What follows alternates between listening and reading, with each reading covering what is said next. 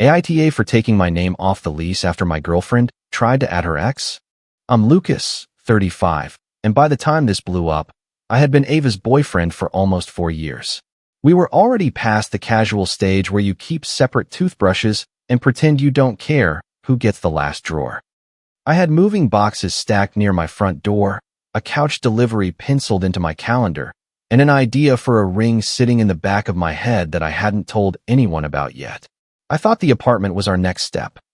It turned out I was being asked to sign a lease on a future that already had her ex standing inside it. Ava had always been the organized one between us.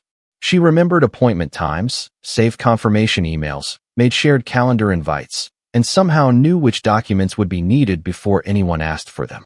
At first, I loved that about her. I liked being with someone capable. When she said, "I'll handle the application stuff so we don't miss anything," I heard partnership, not control. But over time, her decisiveness started to come with a weird price tag. If she made dinner plans without asking me, and I said I already had something going on, I was bad at communicating.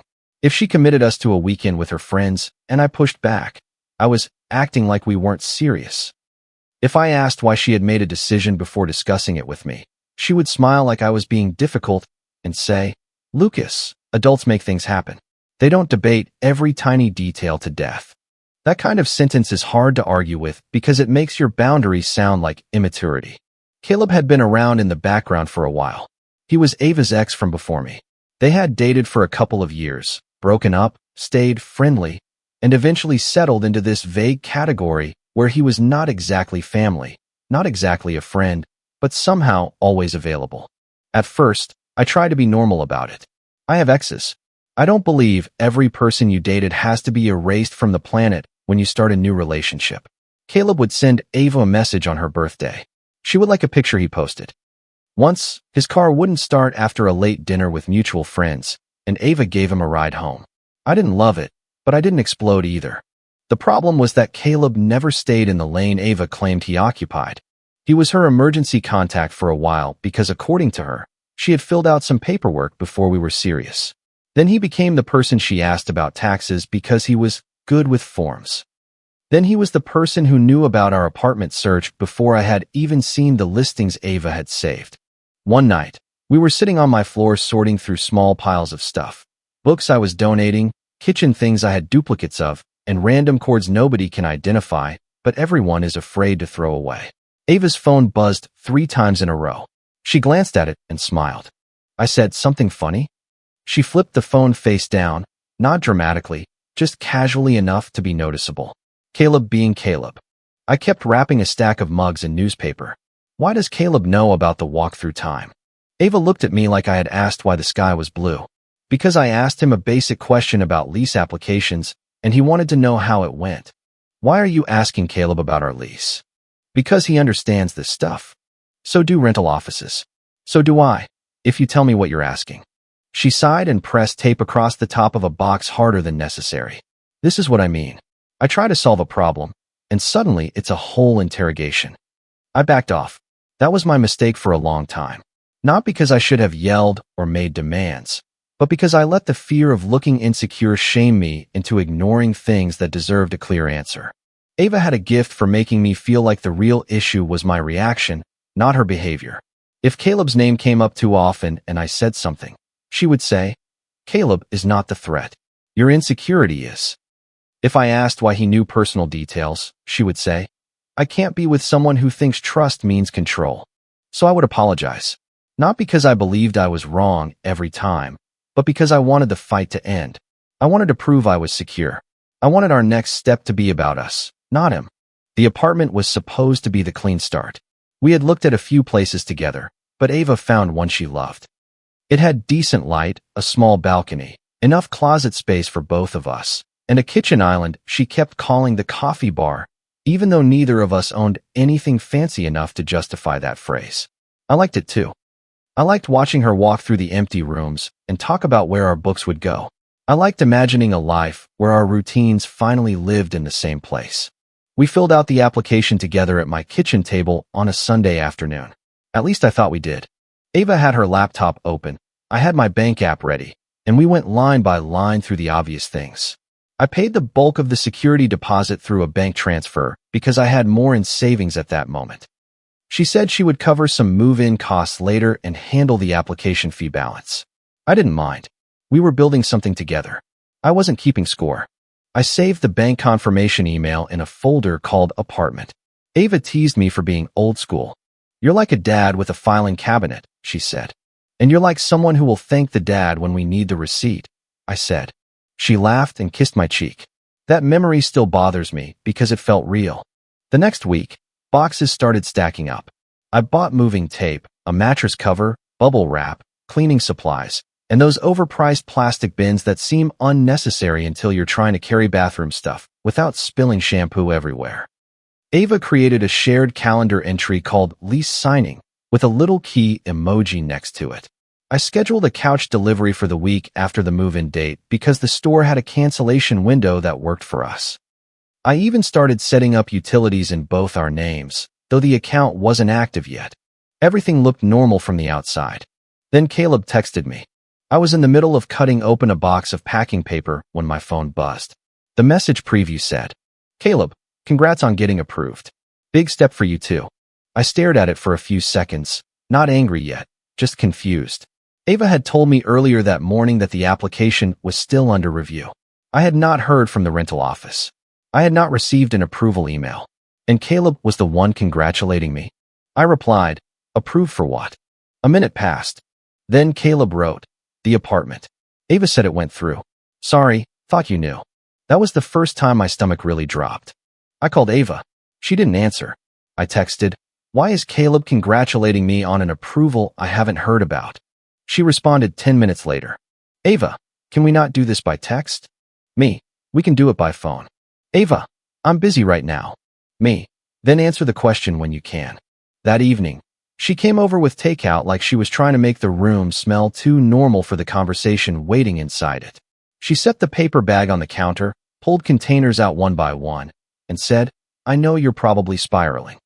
"I'm not spiraling," I said. "I'm asking why Caleb knew about our apartment approval before I did." Ava opened a container of rice and avoided looking at me. "Because he helped clean up the application." "Clean up how?" "He knows rental paperwork. He caught a few things that might have hurt the application." "What things?" "Credit stuff. Income to rent ratio stuff. Boring adult stuff."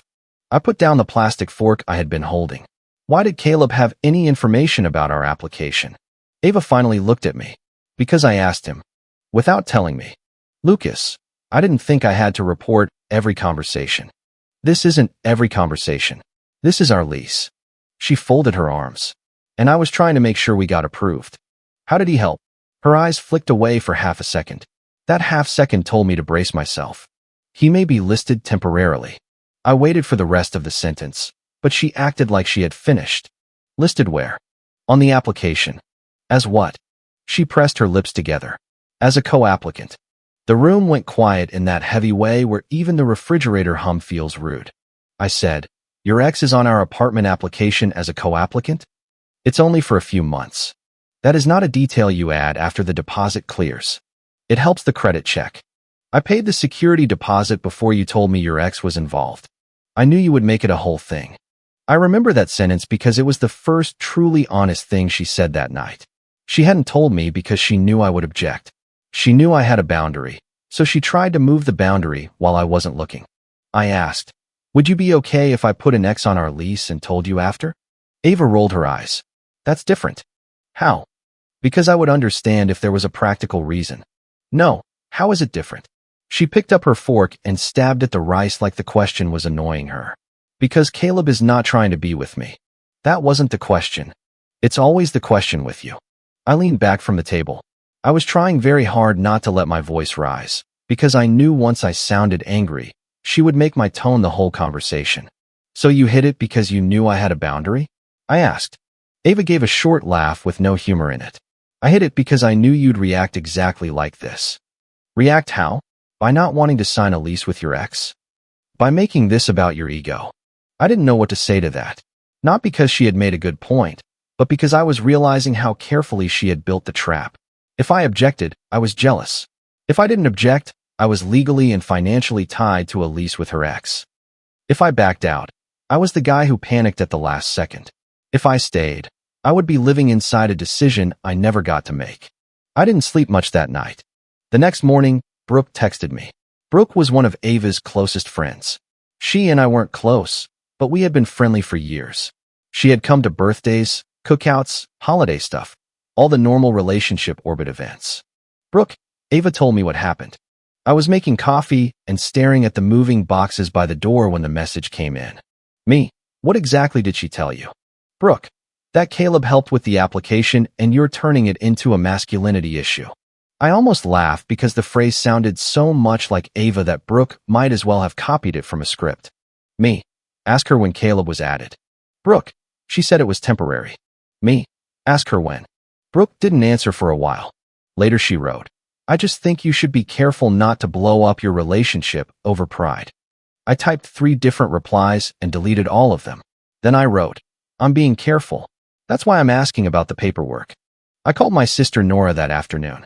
Nora is 5 years younger than me, but she has always been the one in my family who can slice through a situation without making a production out of it.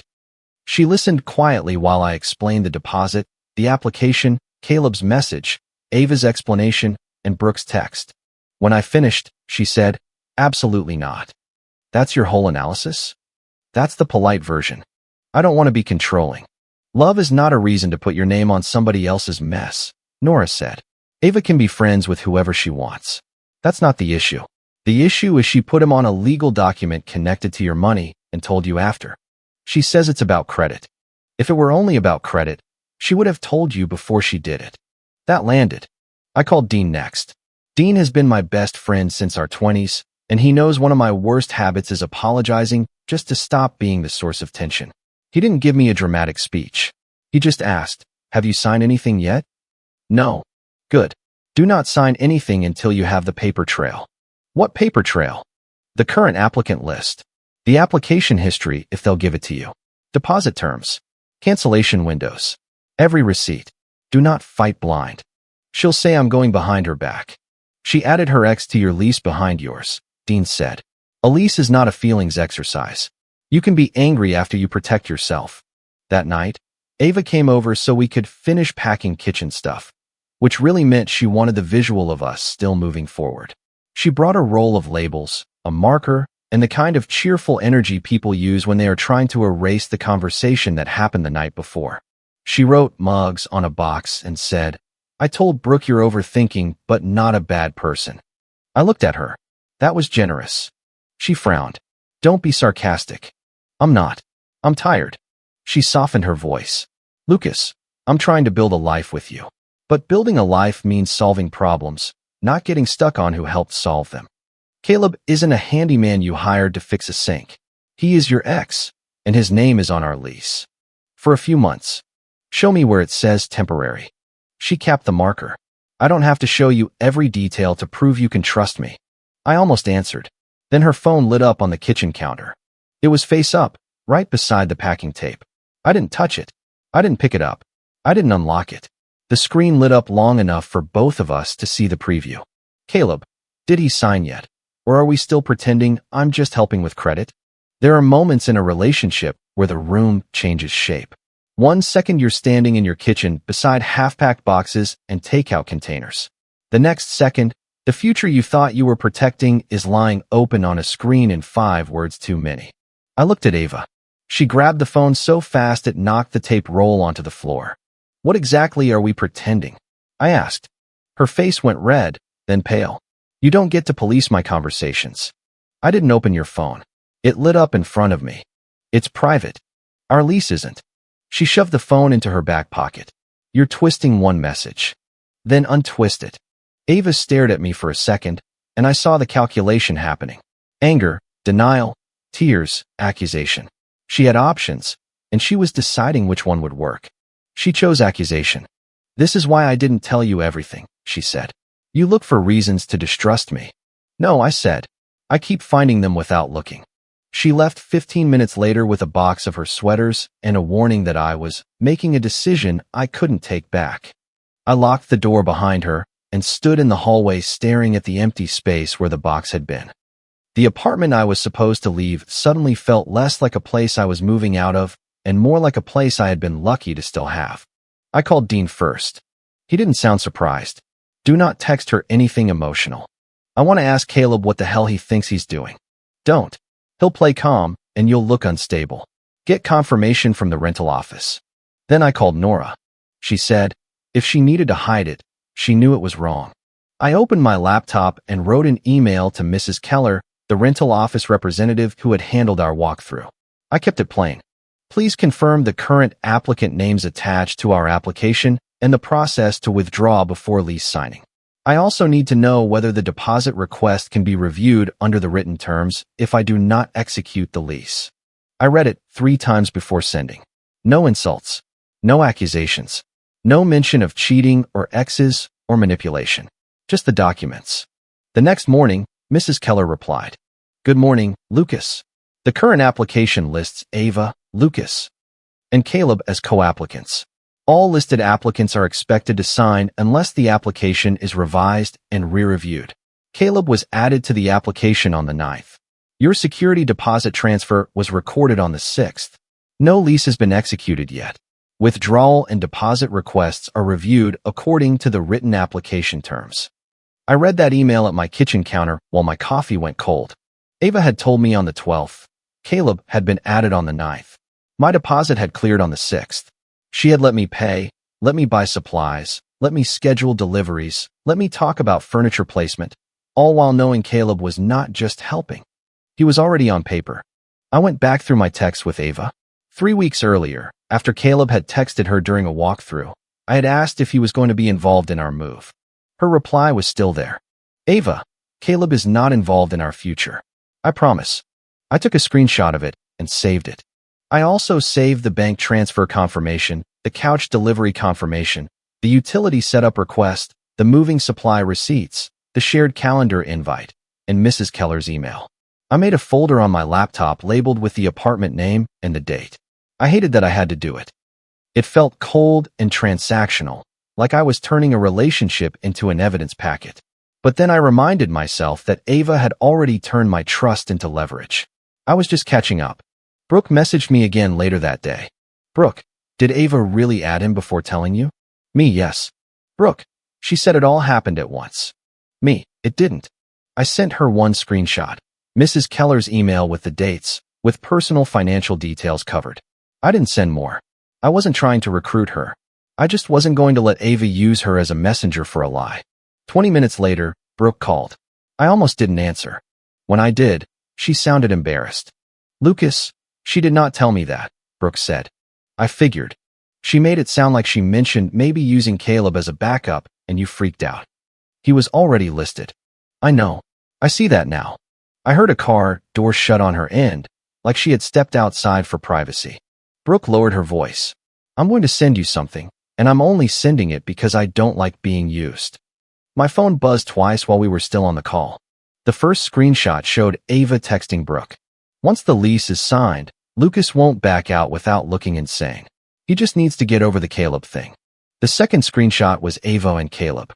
Ava, he'll be mad for a while, but if we get through signing, he'll calm down. Caleb, he'll calm down when he realizes you already chose the smarter option. Ava, don't make it sound like that. Caleb, I'm just saying, if he can't handle adult decisions, maybe this place is your reset. I sat down slowly. Brooke, I said, did you know Caleb thought the apartment could be some kind of reset for Ava? No, she said quickly. No, she told me he was only helping with credit. She didn't tell me any of this. Why send it now? Because I told you were making this a pride thing, she said, and her voice cracked a little. I owe you an apology. I repeated a story I didn't check. I didn't forgive her out loud. I didn't have the energy, but I said, thank you for sending it. After we hung up, I sat in my kitchen with boxes around me, staring at a future that suddenly looked less like a home and more like a trap with a balcony. That was the real twist. Ava had not panicked because of a credit issue and asked Caleb for last-minute help. She had added him before telling me, then planned to let my money, my deposit, my deliveries, and my desire not to look irrational push me across the finish line. She was telling me Caleb was a temporary credit support name on paper. She was letting Caleb believe he might be the better option if I couldn't handle adult decisions. Different stories for different people. Same goal. Make Lucas sign first. Explain later. I didn't confront her that night. I wanted to. I typed, "How long were you planning to lie to me?" and deleted it. I typed, "Enjoy your reset with Caleb," and deleted that too. I could hear Dean's voice in my head. Do not send them a weapon with your own fingerprints on it. So I got practical. I emailed Mrs. Keller again and asked for the exact deadline to withdraw before signing.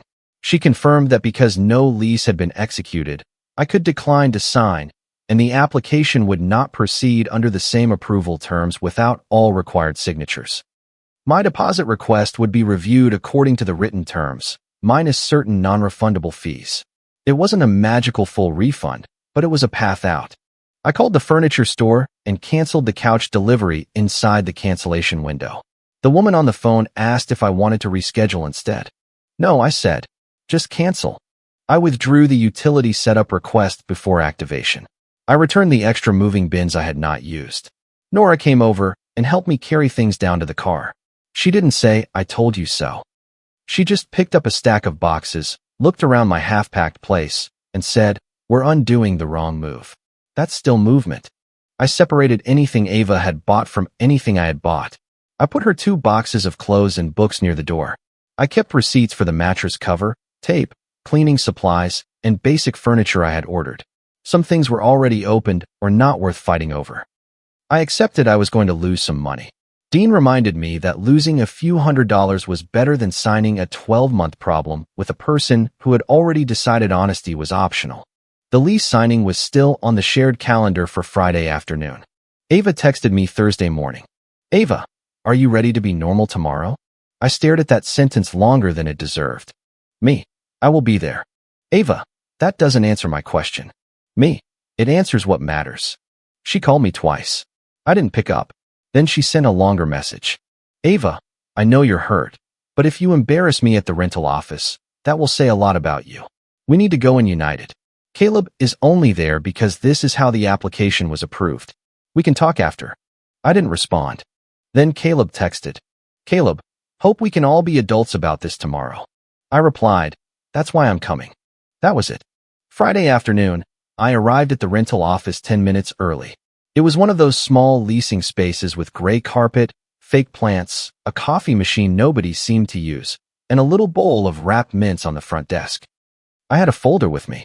Inside were the withdrawal confirmation, the deposit request, Mrs. Keller's applicant email, my bank transfer confirmation, the text where Ava said Caleb was not involved in our future, and Brooke's screenshots. Not everything, just enough.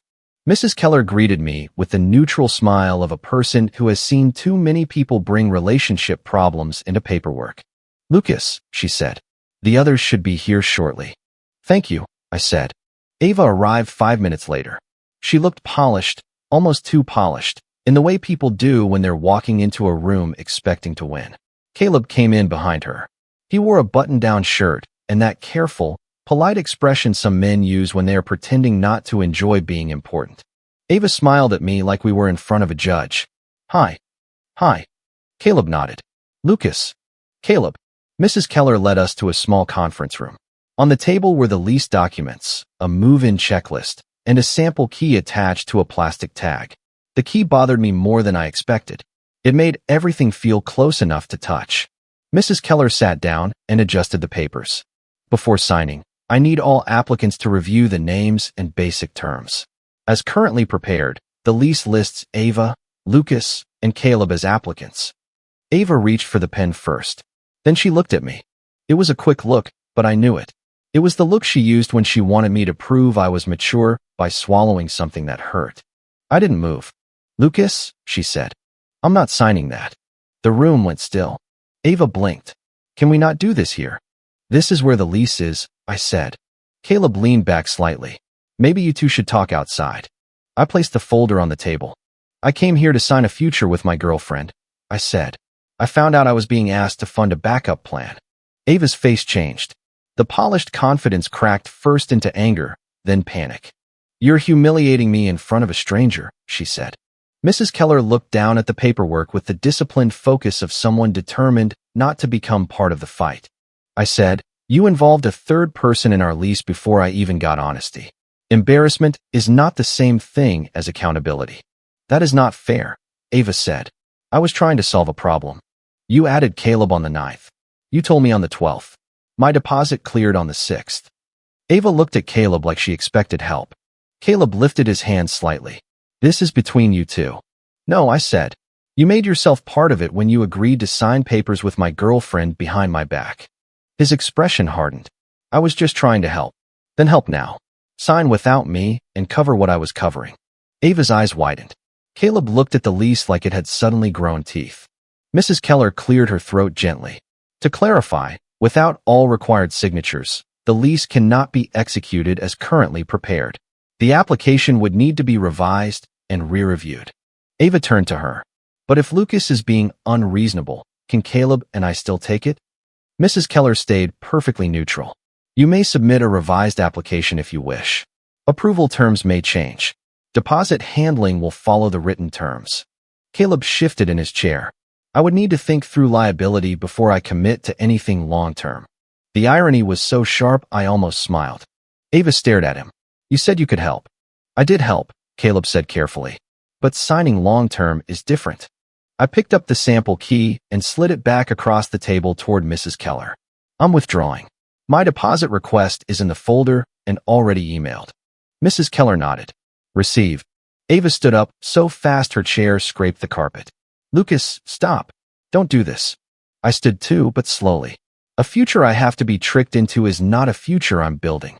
Caleb looked away. I walked out of the conference room without yelling. I heard Ava behind me, her heels quick on the carpet, then on the pavement outside. Lucas.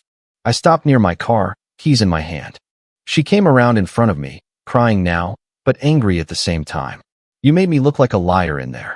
You lied. I was scared you'd judge me. For what? My credit. The application. Needing help. You always act so calm, like you're above making mistakes. You didn't hide your credit, I said. You hid him. Her mouth opened, then closed. I continued. If this was only about credit, you would have told me before adding him. If Caleb meant nothing, he wouldn't have been told more than I was. If you wanted a future with me, you wouldn't have used my deposit to trap me into accepting your ex. Ava wiped under her eye. I didn't trap you.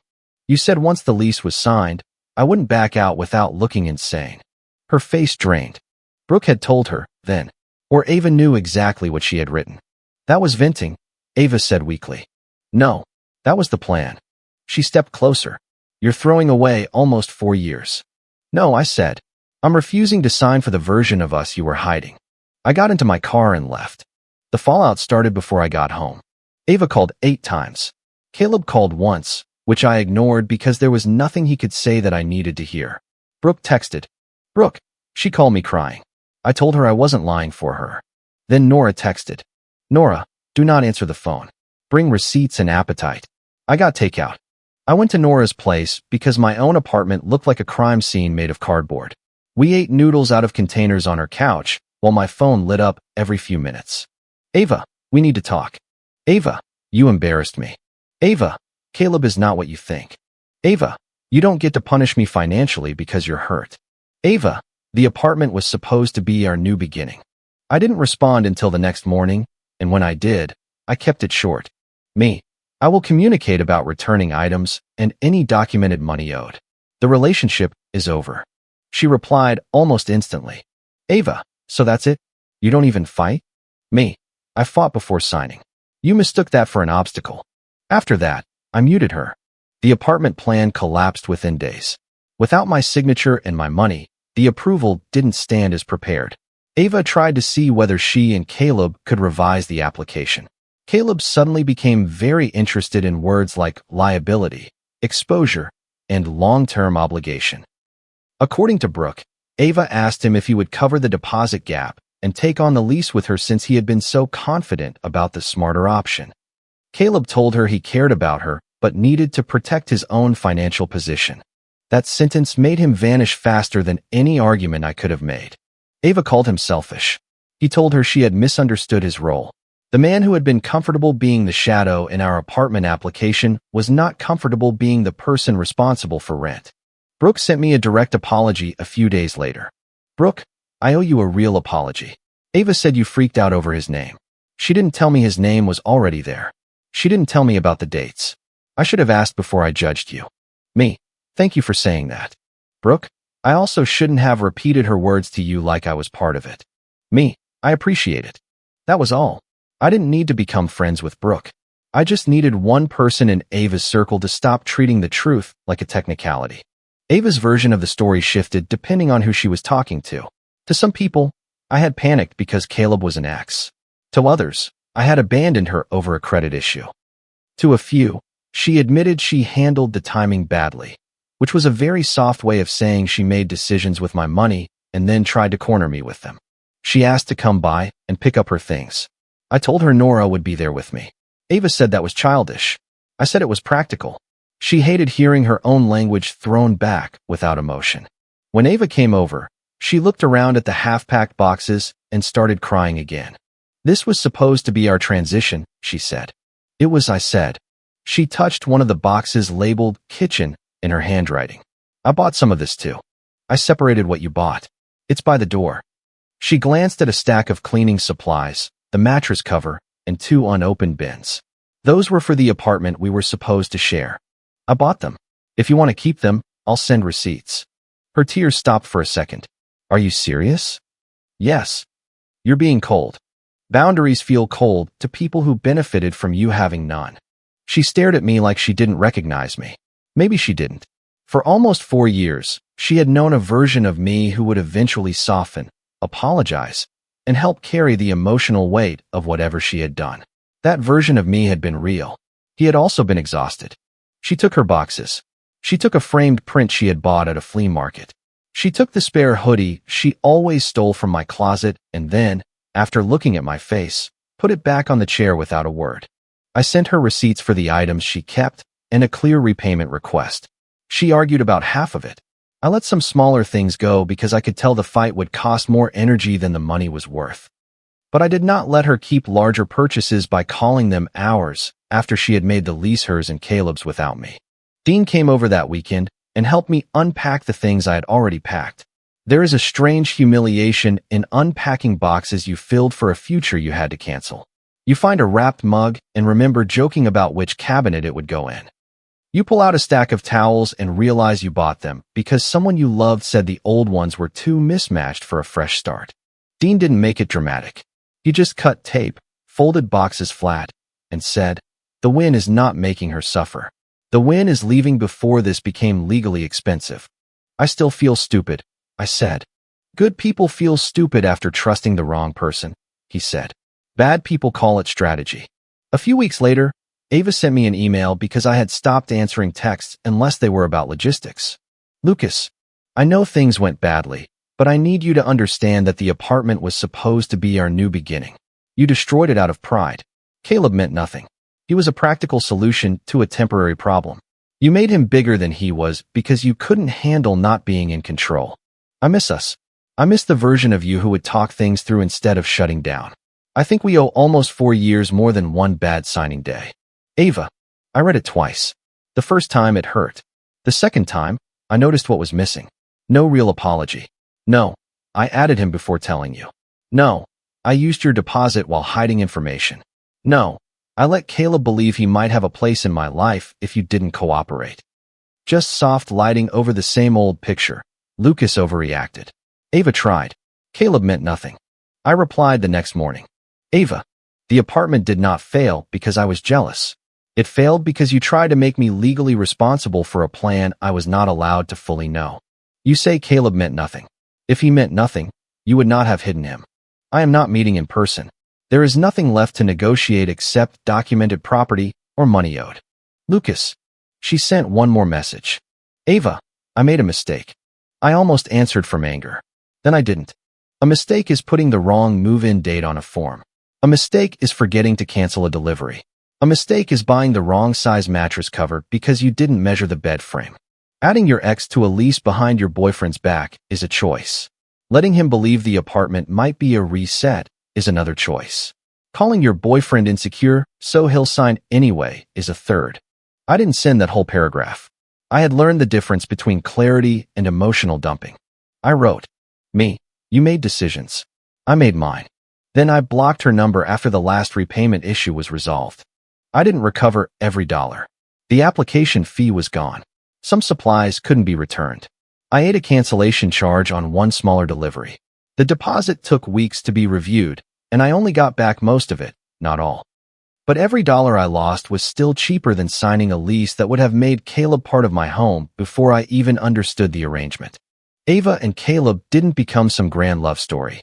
From what Brooke told me before I asked her not to update me anymore, Caleb faded as soon as Ava needed real help repairing the damage. He liked being needed. He liked looking reasonable. He liked being the guy Ava could compare me to when she wanted me to feel small.